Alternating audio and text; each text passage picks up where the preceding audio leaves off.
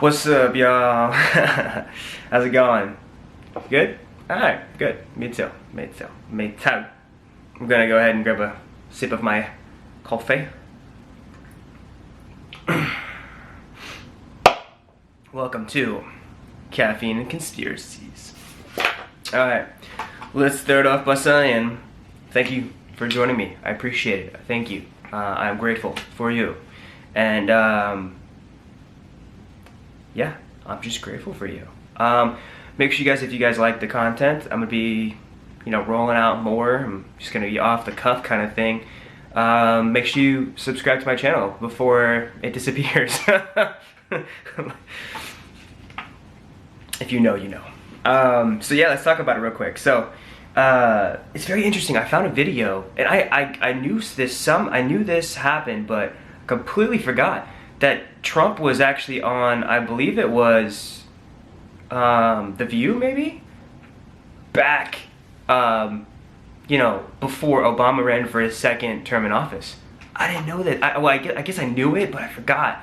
And I think it's funny how, it's kind of like, it's not out there, And he decided not to. He was gonna run, talking about running against Obama, I guess? I can send the video, but, wow. Totally spaced on that. And then he didn't run, and then he ran for Republican, for the Republican side of things, and won against Hillary Clinton. So it's very interesting. It's like there's a conspiracy here that he did it, tested the waters, see what would happen, see the backlash, and then he pulled back and began to continue this massive plan to unseat the cabal. Now, if you're not familiar with this concept, it does sound far-fetched until you step back and you look at the whole picture. All right, so I'm just gonna talk a little bit about this. So, it's interesting. Growing up, I was told in many occasions that because you're white, you're the only people that are allowed to be actually racist. And I never sat well with me because I moved around all the time and I was in different areas, and so the idea is that white people are the only racist people. And I don't know about you, but I have a lot of friends of different cultures and ethnicities and races, and that's not true at all. And I was in the military, and that's definitely not true at all. But it's just this constant pressured notion from the mainstream media and the establishment to divide. I really think it is. And I've taken multiple psychology courses where it breaks down the seemingly significant,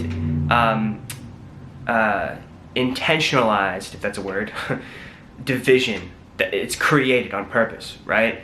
So, if you go check out, excuse me, The American Dilemma and The American Dream, I think The American Dilemma is the one where it covers the American Dream on top, and it's just a lot of things going on. It talks about how the establishment, which is not just the left, but it seems like it's like freaking 70-30 almost, pushing into the mainstream media, because the mainstream media is owned by 5 companies, right? Pushing this notion that we should divide each other, we should hate each other, and it's almost like it's a agenda within. It's hiding within it, It's like if you're like, oh, I hear that, you hear it on a certain level, but then if you sit there and analyze the message, you're like, for me, I'm like, wait a second, I see what's going on. And so just starting off by saying that, I think it's very interesting. And Barack Obama, and I have a lot of black friends, and he what it seems like he was leveraging his message to on one hand divide people by classes and races, and then also unite them under him. And I love Candace Owens, and she says it best because she's black, so she can say it, I guess. But she was talking about how the Democratic Party has taken advantage of the black vote long enough.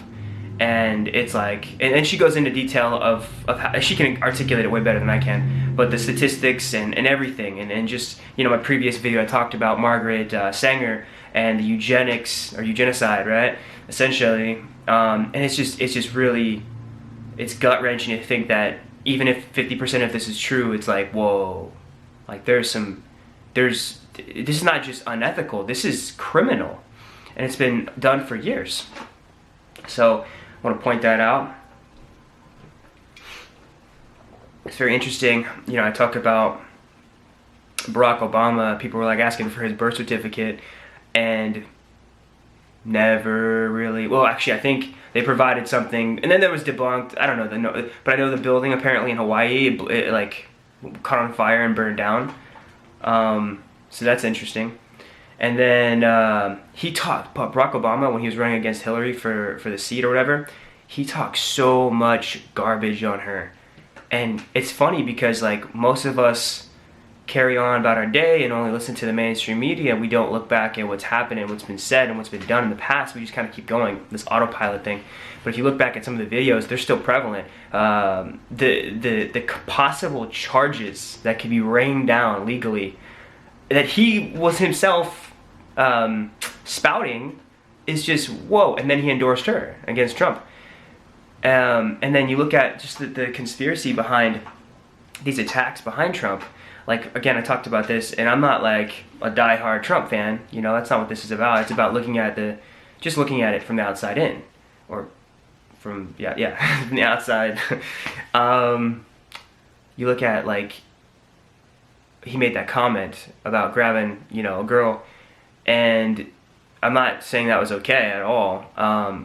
You know, I'm not, and again, this is not me trying to justify that he said that, but there are two things we got. Well, three things really.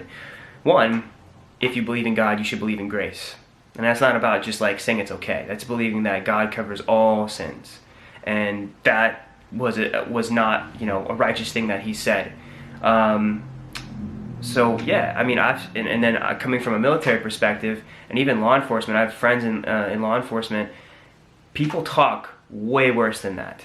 It's not making it right. It's not making it right. I'm in the mixed martial arts community. I'm in the jiu-jitsu community. Athletes, female, male, military, same thing. Like these things are said. And again, this is not saying it's okay, but it is saying like, look, we're all human beings. We all err. The first one without sin to cast the first stone is to cast the first stone. So they ate that up. They tried to go after him, and you know, you can't change the past. Was it wrong? Yeah, but you know, we all are with our sin. So that blew over. Still, people are tripping about it today. And then he actually has amazing numbers when it comes to women, man. Like, women are, I can't remember, it's a pretty hard number, the amount of women in our country, you know, that he appealed towards him. I think if that makes sense.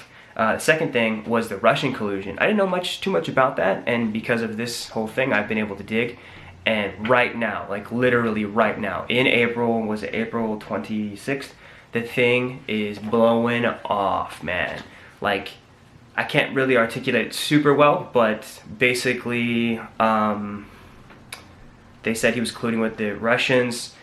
He offered the full disclosure of the meeting he had with the Ukrainians, everything that he's done and said with the Russians. He doesn't have to do that, but he did it. And then it turns out, the whole Spygate thing, and you guys go look this up, Spygate, right now, literally right now, like it is popping off. The dossier that disclosed all these things was not founded in truth. And oh man, it's getting crazy. So if it's not founded in truth, going through everything again, and then things are missing.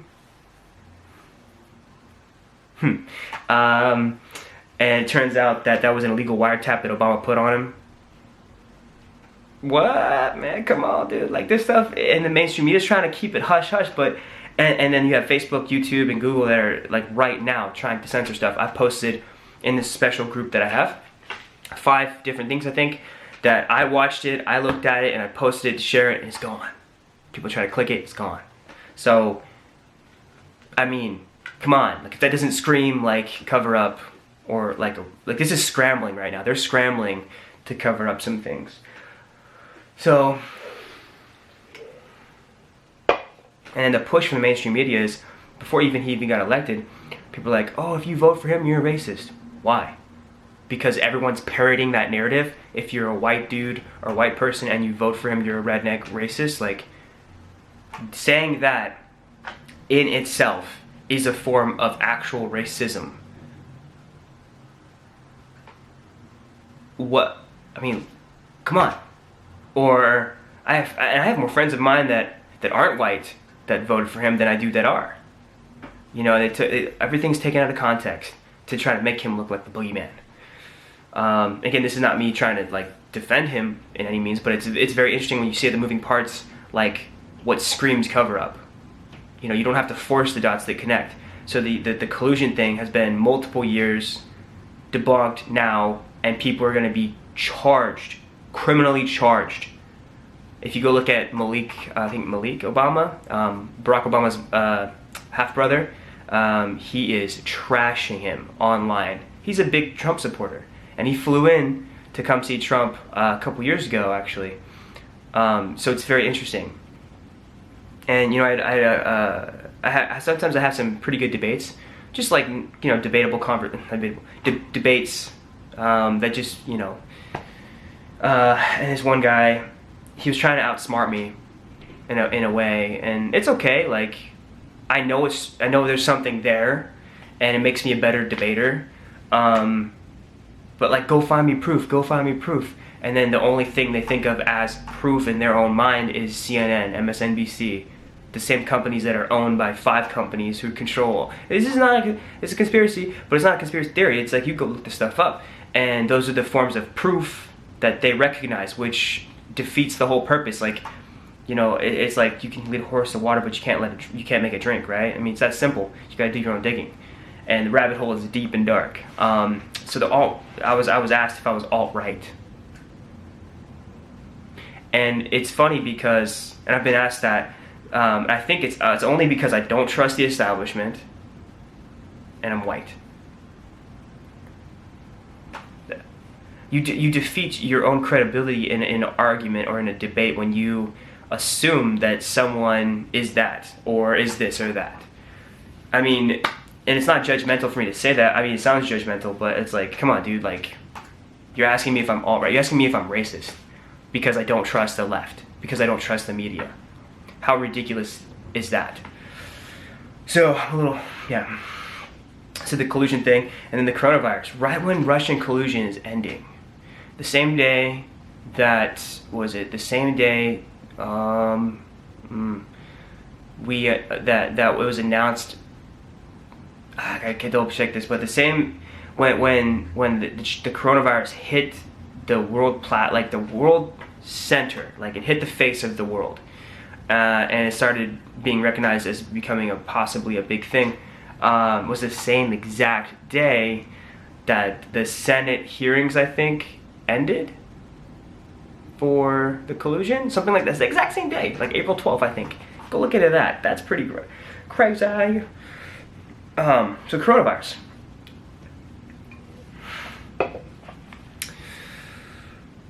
Alright, so my thoughts on this, very quickly.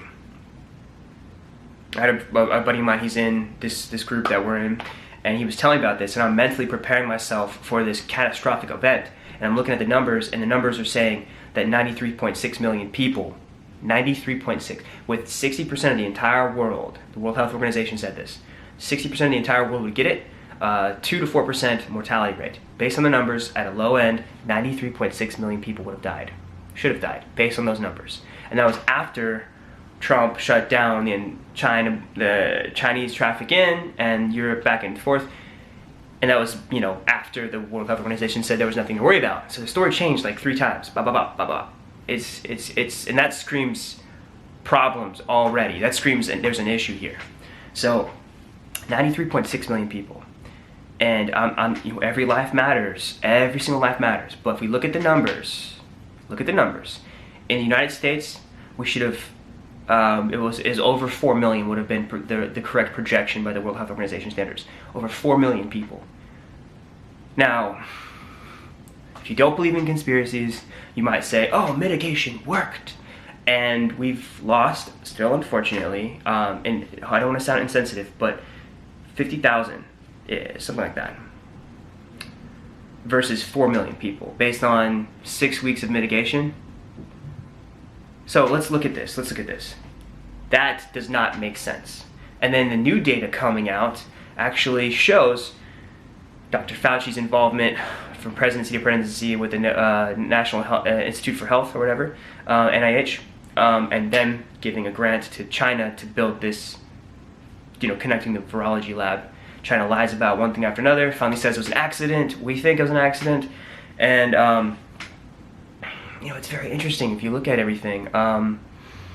Investigations are happening right now, and so it looks like it can't be solely a biological warfare, right? It has to be a psychological warfare. It has to be an economy-based warfare. So if this whole thing, like, I don't know, you have to do your own digging, but the thing is, if you look at the details, it's like, wow, and now this is crazy. This is like the biggest chess game. I think I said this earlier, but Trump is like, I have total control, and I was like, for me, I was like, whoa. But that's within his realm of leadership and his role when the whole country is under disaster, the whole country, state of disaster, state of emergency, the whole country. So, and then people were like, oh no, he's a monster, right? The media, the mainstream media, and then he's like, the next day, he's like, well, the onus is on you. You open up. We're commuting with the governors. So now the responsibility rolls back on the governors. So if they don't open up their state for the economy to continue to work, then their state kind of falls, and it's on them, not the president. But, do you know what I mean? So it's very interesting. And so, there's a deeper conspiracy here too within, Trump said that he was going to put Hillary Clinton in jail. And for me, I thought that was because of Benghazi. Because of what happened in Benghazi. And the truth is surfacing that not only did she know, or the State Department, they knew, but there's a conspiracy that it was actually orchestrated. Who knows if that's the complete, I guess we'll know sooner than later because they're digging through emails. She tried to delete over 30,000 emails. Over 600,000 emails and pieces of material on Anthony Weiner's laptop. And for me, when I heard him say that she was going to go to jail, I thought that was just a Benghazi thing. But if you guys look at what the cabal is, there's some dark stuff, y'all. Some really dark stuff, and I don't really want to disclose it too much in detail here because there's plenty of videos with plenty of other people that are highly more credible than me. So I'm just going to encourage you to go check it out, the cabal, or fall cabal, specifically fall cabal. And then there's a separate channel with the fall of the cabal. Some really, really dark stuff, and that makes more sense than the Benghazi thing.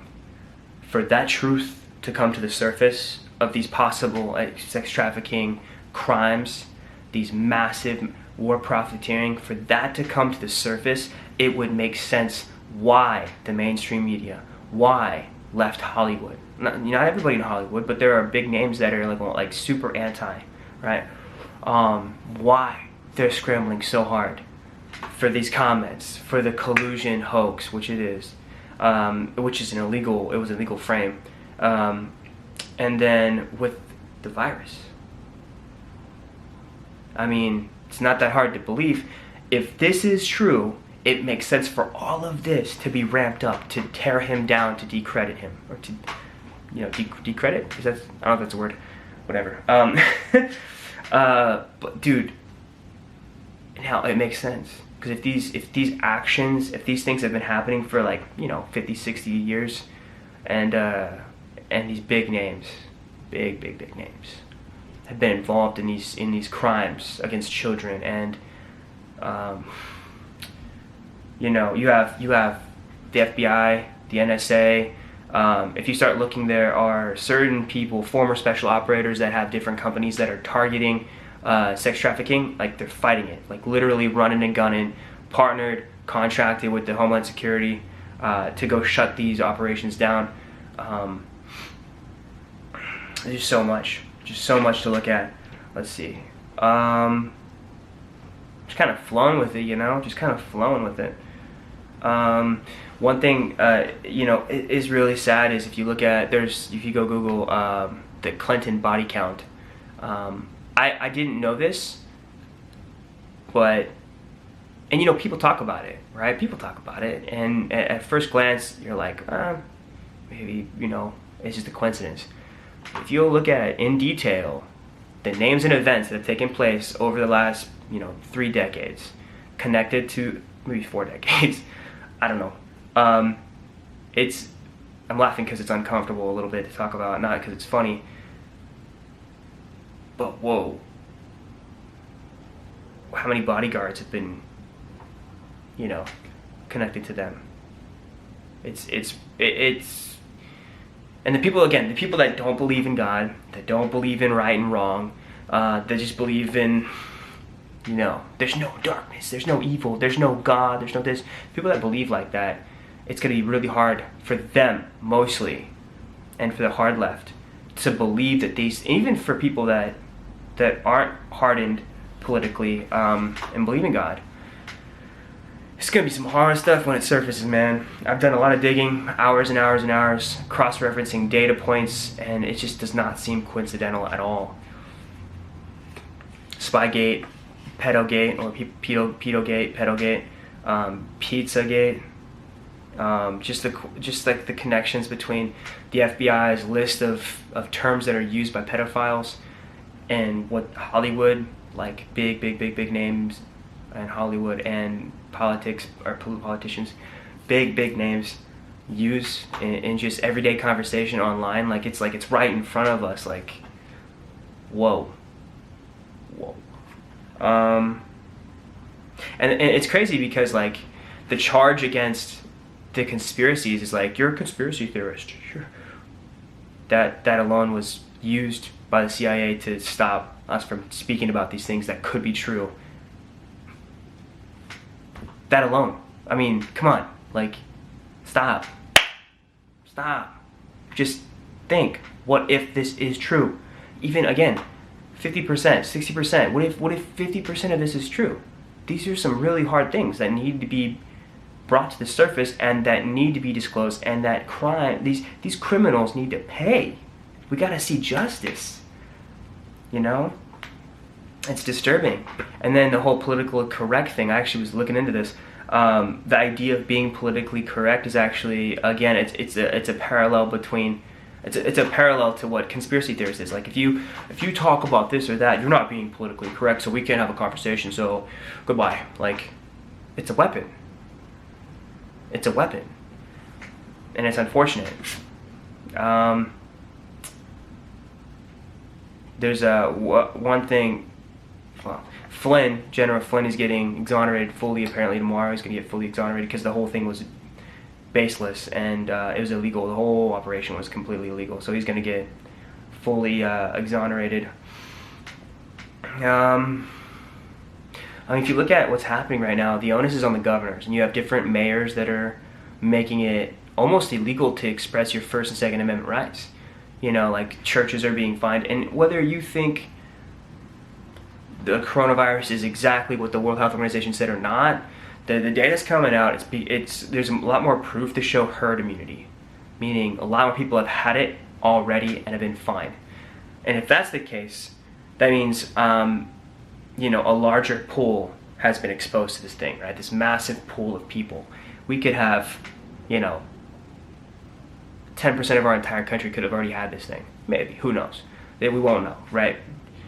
For a while, I guess. So if that's the case, that means the mortality rate is way less than the original 2 to 4% put up by the WHO.